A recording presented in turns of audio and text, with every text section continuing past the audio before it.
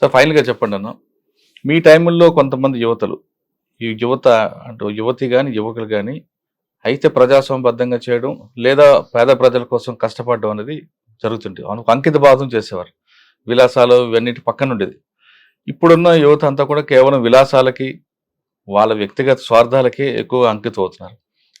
ఇటువంటి చూసినప్పుడు ఆ యువతకి ఇప్పుడున్న యువతకి జనరేషన్ మారింది కాబట్టి వాళ్ళు మారుతుండొచ్చు. ఇప్పుడు ఇటువంటి పరిస్థితులు చూసిన తర్వాత మీరు వాళ్ళకి ఇచ్చే మెసేజ్ ఏంటి? ఇప్పుడు డ్రగ్స్కి దానికి అలవాటు పడుతున్నారు. మీ టైముల్లో తీసుకుంటే చేస్తే ప్రజలకేం చేయాలి లేదా ప్రభుత్వంగా చేయాలి. స్వార్థం అనేది తక్కువ ఉండేది. ఇప్పుడు స్వార్థం అయిపోయింది, విలాసాలు అయిపోయింది. ఇప్పుడు చూస్తున్న జనరేషన్కి మీరు ఇచ్చే మెసేజ్ ఏంటి? ఏ విధంగా ఉండమంటారు వాళ్ళు? ఇప్పుడున్న జనరేషన్కి ఏంటంటే అప్పటిలాగా ఇప్పుడు ఉండలేరు. ఇప్పుడున్న జనరేషన్ కూడా దాన్ని పాటించుకుంటా ఈ డ్రగ్స్కు దేనికి అలవాటు పడకూడదు. తనంతలో తాను ఇప్పుడు ఏ ప్రైవేట్ జాబో ఇంకే జాబో చేసుకొని కూడా ఉంటే బాగుంటుంది. ఇప్పుడు అట్లా కాకుండా మేము ఎక్కడికో పోతున్నాము, ఏడనో చదువుకుంటున్నాం అనేది వేరే విలాసాలకు అలవాడి వాళ్ళ తల్లిదండ్రులకు శోభించి వాళ్ళకి ఇటు వాళ్ళ లైఫ్ ఖరాబ్ చేసుకోవడం అది కరెక్ట్ కాదు. మీరు చెప్తే మంచిదే. ఆ విధంగా ప్రవర్తిస్తున్న యువతకి వాళ్ళ తల్లిదండ్రులు ఏం చేయాలి? తల్లిదండ్రులు తల్లిదండ్రుల పాత్ర ఉందంటారా లేదంటారా? తల్లిదండ్రులు చెప్తురు. తల్లిదండ్రులు దోలిచ్చేది ఏమిటికి, నా కొడుకు బాగుపడాలి, ఇంకేదో జాబ్ చేయాలి, అప్పు తెచ్చి అయినా ఇచ్చి చదివిపిస్తుర్రు. వీళ్ళు అట్లా చేస్తలేరు కదా. వాళ్ళు తెల్లారు చేస్తే కూడా నా కొడుకు బాగుండాలి, మంచిగా ఉన్నావా అనేది అడుగుతురు. అంతేగాని వీళ్ళు ఏం చేస్తున్నారు అనేది అడుగుతురు మధ్యన. వీళ్ళు ఆ పక్క పెడితే తల్లిదండ్రులు దాంట్లో ఎంకరేజ్ ఏది లేదు. తల్లిదండ్రులు ఎంకరేజ్ ఇలాంటి అలవాటు చేయమనేది తండ్రిదండ్రులు ఎంకరేజ్ ఎక్కడ కూడా లేదు. వీళ్ళకు ఈ ఆలోచన వచ్చి వీళ్ళు చేసుకుంటారు అంతే తప్ప కానీ దానివల్ల దేశానికి నష్టమే కదా. దేశానికి నష్టమే, ఇప్పుడు తల్లిదండ్రులకు నష్టమే, సమాజానికి కూడా నష్టమే. అది ఏం చేయమంటారు వాళ్ళందరినీ ప్రవర్తిస్తున్న వాళ్ళంతా కరెక్ట్గా వాళ్ళది నన్ను ఎందుకు తోలుతున్నారు, ఏమిటి తోలుతున్నా అనే ఆలోచన ఒకసారి ఆలోచన చేసుకొని మనస్ఫూర్తిగా వాళ్ళు కరెక్ట్ పద్ధతిలో పోతేనే బాగుంటుంది. అన్న, కోనాపూర్ సాంబశివుడు మీతో పాటు పనిచేశారు. ఎందుకు బయటకు వచ్చారు ఆయన? అరెస్టా సరెండర్ అంటారు? సరెండర్ అయ్యారు. వచ్చి అనేది రాజకీయంగా నిలబడదాం, ప్రజల్లో కలుద్దాం అనుకుంటున్న టైంలో మీ గ్రామంలో ఆయన హత్యకు గురవుతారు నయం చేతిలో.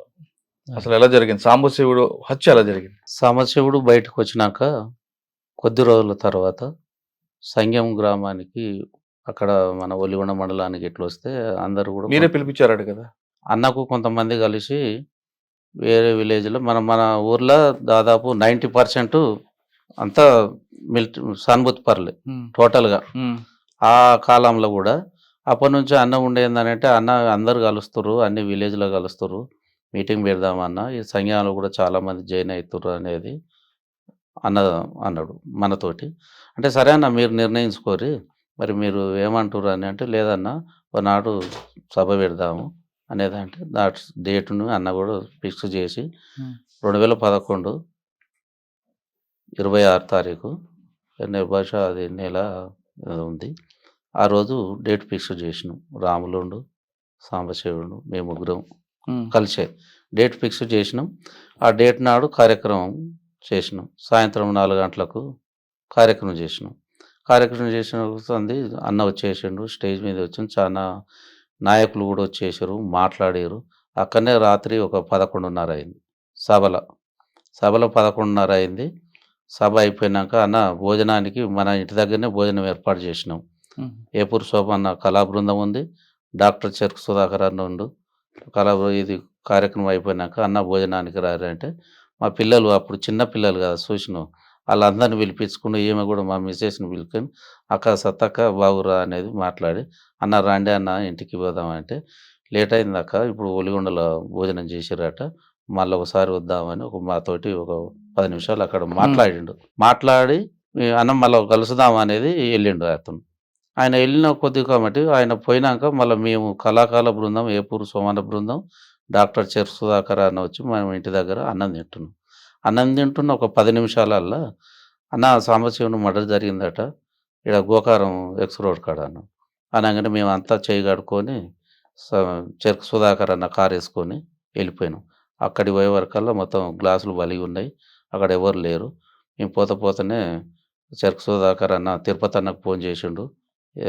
డీఎస్పీకి ఫోన్ చేసిండు. ఎస్ఐకి ఫోన్ చేసినా ఎవరు కూడా లిఫ్ట్ చేయలేదు. పోకుండా అక్కడ ఒలిగొండ పోయినాం. ఒలిగొండ పోయే వరకల్లా భూపాల్ రెడ్డి హాస్పిటల్ వేసేసిండు. భూపాల్ రెడ్డి హాస్పిటల్ పోయే వరకల్లా మేము పోయి అక్కడికి చేరుకున్నాం. చేరుకున్న క్రమంలో ఈ పేగులు మొత్తం బయట పడిపోయినాయి. బయట పడుకొని మేము పోయిన వరకు పోయి చూస్తుంటే అన్న నన్ను బతికించండి అన్న, అమ్మ నన్ను బతికించండి అనేది అంటుండు. ఆ ఒక్క మాటనే అన్న నన్ను బతికించుర్రి అన్న అని అనగానే చెరుకు సుధాకర్ నుండి ఏమంటే పేగులు డాక్టర్ కదా అతను, పేగులు లోపలికని ఒక కట్టు కట్టి అదే కర్ర వేసుకొని ఏడికి రావాలో మేము ఆ నైట్ అయింది కామినేని హాస్పిటల్ తీసుకొద్దామని వస్తున్నాం భువనగిరికి వెళ్ళి. రాంగ ఎట్లుంది ఏముంది అనేది అనేది గులుగుతుండు. ఇక్కడికి ఉప్పలు ఈడికి సిగ్నల్ దగ్గరికి రాగానే చనిపోయిండు. ఉప్పలు సిగ్నల్ దగ్గరికి రాగానే అన్న మళ్ళీ సుధాకర్ అన్న ఇట్లుండి ఇట్లా చేయబెట్టి చూస్తే మళ్ళీ చనిపోయిండు. ఇక మనం ఎట్లా చేద్దాం అని అంటే చనిపోయినాక మళ్ళీ గాంధీలోకి తీసుకొని వచ్చినాం. గాంధీలోకి తీసుకొని వచ్చి గాంధీలో డెడ్ బాడీని తీసేసినాం. ఎంతమంది దాడి చేశారండి తర్వాత తెలిసి ఉంటుంది కదా? తర్వాత ఏసిందంటే అందులో ఒక మారుతి చిన్నది వ్యాన్ వచ్చి ఊర్లో తిరిగింది అనేది తర్వాత రిపోర్టు సేకరించు. ఒక 5-6 ఉంటారండి. ఎలా చంపారట? ఆయన ఈ స్కార్పియోగా వాడతారు కదా ఆయన, ఎవరు సాంబశివుడు అన్న. స్కార్పియో వాడారు కానీ ఇది మనోళ్ళు అని అన్న ఆపురు అని అనే వరకల్లా మన కార్యకర్తలు అన్న ఒక ఆలోచనతోటి ఆపిండు. దాంట్లో సడన్ ఆపంగానే ఎమ్మటే కత్తులు గిట్ట తీసి వేసేస్తాడు. అట్లా అయినా సీటు కిందకి పోయి 5 వరకల్లా సీటు కింద అయినా దేవులాడి వేసి చనిపోయిండు అనుకొని వాళ్ళు వెళ్ళిపోయారు. ఎవరు చేసిన రోజు నయం మనుషులు? నయం మనుషులు. దీని తర్వాత మీకు ఏమైనా ఫోన్ చేశాడు నయం చంపింది నేనే అని? చేయలేదు. ఇక ఇట్లా మనం మొత్తం టోటల్గా కార్యక్రమం చేసారు కాబట్టి మమ్మల్ని కూడా పిలిపిస్తే ఎట్లా జరిగింది ఏం జరిగింది అనేది టోటల్గా మేము కూడా వివరించి చెప్పినాం. తర్వాత కోనాపూర్ రాములకి కోనాపూర్ ఒక గత జరిగిపోయిన కొద్దీ కోనాపూర్ రాములు కూడా ఈ తెలంగాణ పార్టీలనే కార్యక్రమం ఆయన చంపడానికి కూడా పాములు పంపించాడని ఉంది కదా ఇంటి దగ్గర. అది దాచిరెడ్డిగూడెం ఇంటి దగ్గర వాళ్ళ అమ్మ నాయన ఉన్నారు కదా, అక్కడ పంపించారు. ఎవరో వస్తారని ఏదో చేస్తారని కాకుండా మీ కాళ్ళ మీద మీరే నిలబడి మీ ఆర్థికంగా స్టాండర్డ్ అయితే మీ భవిష్యత్తు బాగుంది అంటున్నారు వరికొప్పల మల్లయ్య అలియాస్ బాలన్న. ప్రభుత్వం అన్ని చేయాలని రూల్ లేదు కాబట్టి మీరే సాధించండి, ప్రభుత్వం మీ దగ్గరకు వచ్చి మీ సహాయం తీసుకునేలా ప్రవర్తించండి అని చెప్తున్నారు. అంతేకాకుండా వ్యక్తిగత స్వార్థాన్ని పక్కన పెట్టి విలాసాలకు దూరంగా ఉండి మీ కన్న తల్లికి మంచి గౌరవం తీసుకురావాలంటే ఖచ్చితంగా మీరు కష్టపడితే మీ కుటుంబానికి కాదు దేశానికి కూడా గర్వకారంగా నిలబడతారంటూ చెప్తున్నారు. ఇది వరికొప్పల మల్లయ్య అలియాస్ బాలన్ గారితో ఎక్సలెంట్. వచ్చే వారం మరో గెస్ట్తో మళ్ళీ కలుద్దాం. అంతవరకు నమస్తే. థ్యాంక్ యూ అన్న. Thank you very much.